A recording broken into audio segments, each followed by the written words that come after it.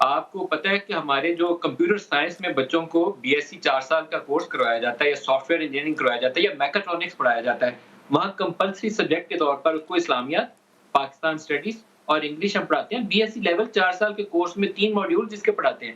تو ہمیں کچھ سوچنے کی، اپنے اوپر دیکھیں غور وہ کرنے کی ضرورت ہے کہ ہم ان بچوں دیکھیں کو کمپیوٹر اچھا سائنٹسٹ سائنٹسٹ بنانا چاہتے ہیں یا وہ مطالعہ پاکستان کا رٹا چٹی جماعت کا دیکھیں چاہتے ہیں کہ یہ میں 18 سال تک میں یہ ایک لگاتا جائے۔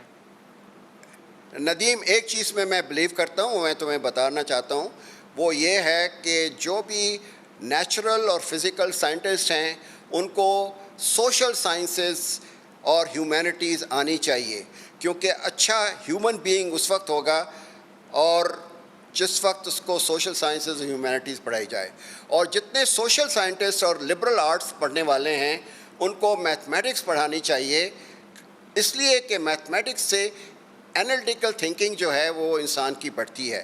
جب آپ یہ کریں گے، آپ نے آرٹیفیشل ایک ڈسٹنکشن کر دیا ہے کہ انٹر سائنس کے بعد آپ جو ہیں وہ کہتے ہیں کہ یار تم نے بایولوجی پڑھی ہے تم صرف میڈیکل میں جاؤ گے، اگر تم نے میتھمیٹکس پڑھی ہے تو تم انجینئرنگ میں جاؤ گے۔ یہ دنیا میں کہیں نہیں ہوتا۔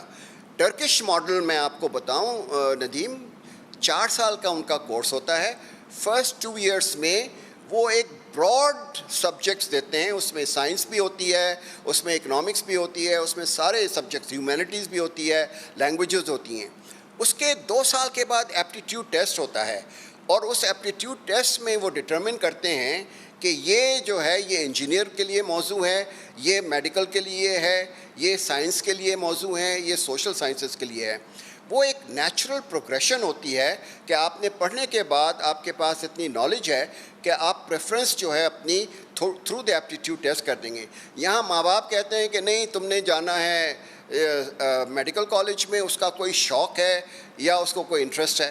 جب میں آئی بی اے میں تھا، ایسی بچے میرے پاس آتے تھے روتے ہوئے، کیونکہ ہم تو 2.5 اگر نہیں ہے تو ان کو نکال دیتے تھے، کہ جی میں تو میوزک میں جانا چاہتی تھی، میرے ماں باپ نے زبردستی مجھے کہا کہ نہیں آئی بی اے میں جاؤ اور تم آئی بی اے پڑھو، میرا کوئی انٹرسٹ نہیں تھا۔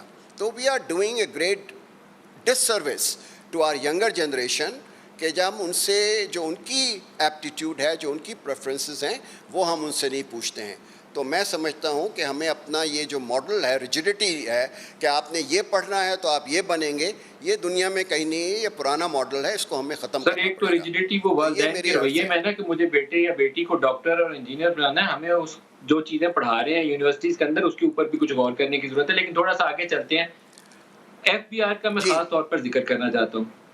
موجودہ جی حکومت جی کے آنے کے 3800 ارب کا انہیں 3838 ارب تھے جو پچھلی حکومت چھوڑ کے گئی تھی۔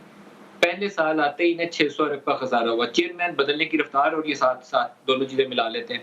اگلے سال حفیظ شیخ صاحب نے 5555 ارب کا ٹارگٹ رکھ دیا، دوبارہ 3800 پہ کلیکشن ہوئی، 600 پھر 1600 کا خسارہ۔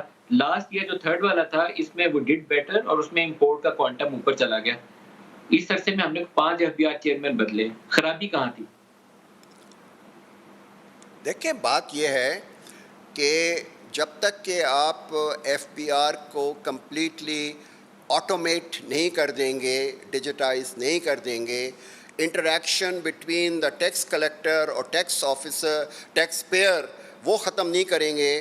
سیلف اسیسمنٹ میتھڈ ہونا چاہیے، وہ اپنا ٹیکس جو ہے وہ خود ڈٹرمن کرے کہ میں کتنا ٹیکس دینا ہے، وہ فائل کرے۔ اس کے بعد آپ جو ہے رسک بیسڈ اس کی آڈٹ ہوگی کمپیوٹرائزیشن کے ذریعے کہ کون سے رسک پیرامیٹرز ہیں، اس کی بیسس پر آپ جو ہے آڈٹ کریں گے، اور اس کو آڈیٹر کو پتہ نہیں ہونا چاہیے کہ وہ کس کا کرنے جا رہا ہے، اور تھرڈ پارٹی آڈٹ ہونی چاہیے۔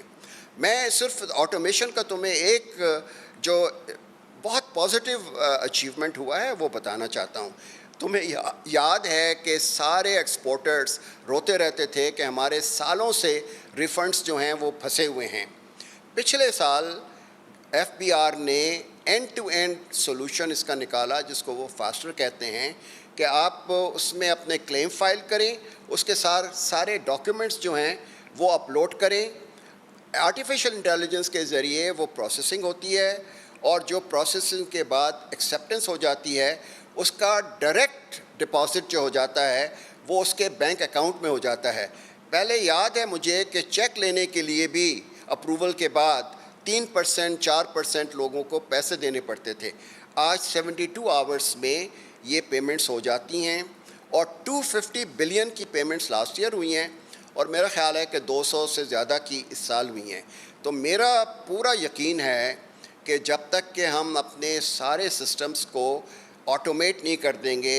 اس وقت ایف بی آر کے پاس انفارمیشن ہے کہ ان کے پاس کون لوگ جو ہیں وہ انٹرنیشنل ٹریول کر رہے ہیں، کنہوں نے نئی گاڑیاں خریدی ہیں، کنہوں نے کلب کی ممبرشپ میں کتنے پیسے دیے ہیں. یہ انفارمیشن کر کے آپ ایک ٹیکس پروفائل بنا سکتے ہیں اور جو اس نے ٹیکس ریٹرن آپ کو دیا ہے اس ٹیکس پروفائل سے اگر وہ ڈیفر کرتا ہے تو وہ جو سسٹم ہے وہ اس کو الرٹ کرے گا کہ یہ آپ بتائیں کہ آپ کی ڈسکرپنسی کیوں آ رہی ہے. So this is how the world is moving through digitization and minimizing